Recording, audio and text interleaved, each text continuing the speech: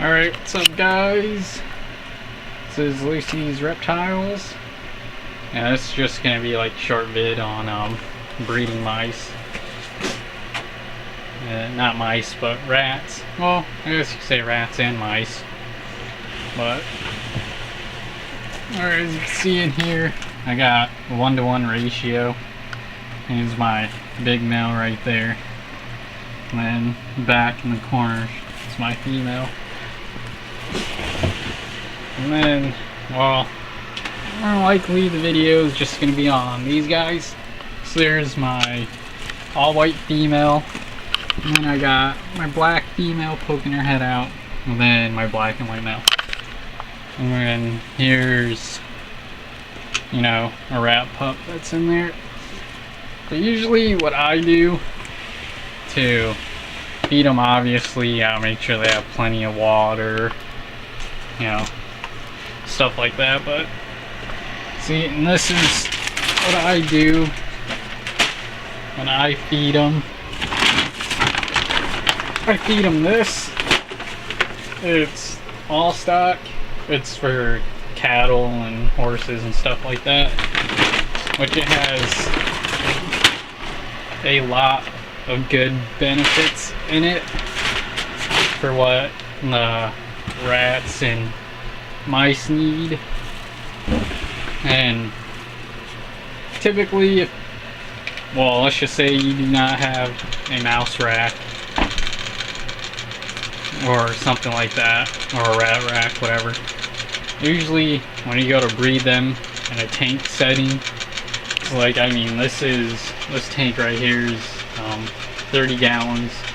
30-gallon tank that I house 3 leopard geckos in, which you can see, well, barely see anyways. But and for a tank that size, I would only recommend a 1-to-1 ratio. So I mean, with this tub, I can house 1 male to 4 females if I wanted to push it and go 5. But usually, because like I feed them all stock, which is really great. It gives them everything they need. But the one thing it doesn't give them is after the female typically gives birth, and then she loses a lot of protein after that, then I usually just go out and buy a small bag of dog food and throw dog food in there for her, which necessarily doesn't hurt them. And I mean, then what babies I do feed off to my snakes. I mean, he's big, he's nice, he's plump, he's healthy, and I mean, it doesn't hurt him. I mean, so I mean, rule of thumb, what you give to your feeders that you feed off to your reptiles, snakes, whatever, goes into them. So I mean, all stock is a really good choice to go.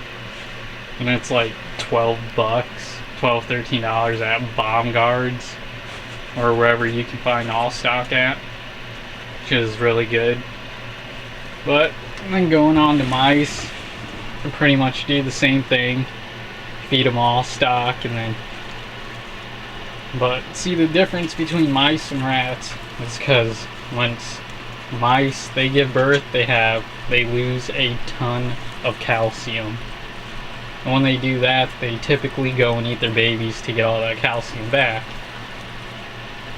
So usually it'd be like a calcium solution that, or you could even go out like what you'd feed cats and dogs, like the milk after, you know, their parents abandon them or whatever.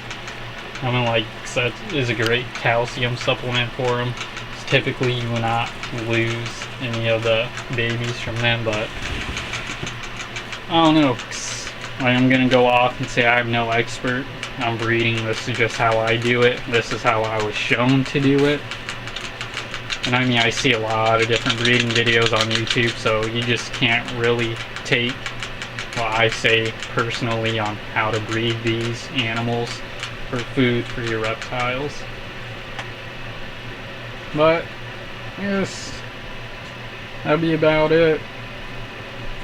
I mean, like I said, if you don't think my advice is all that great, then, you know, get on YouTube, look around, Google it, do stuff like that. You know, that's like the best advice I could give. Oh, and for mice, when you go to house mice together, because I got a 1 to 8 ratio in here, which is fine.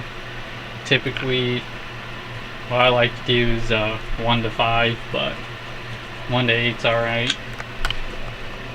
And like when you go to house them in a small 10-gallon tank, I heard you can house like 5 females up to 1 male in a 10-gallon tank. I think that's way too crowded.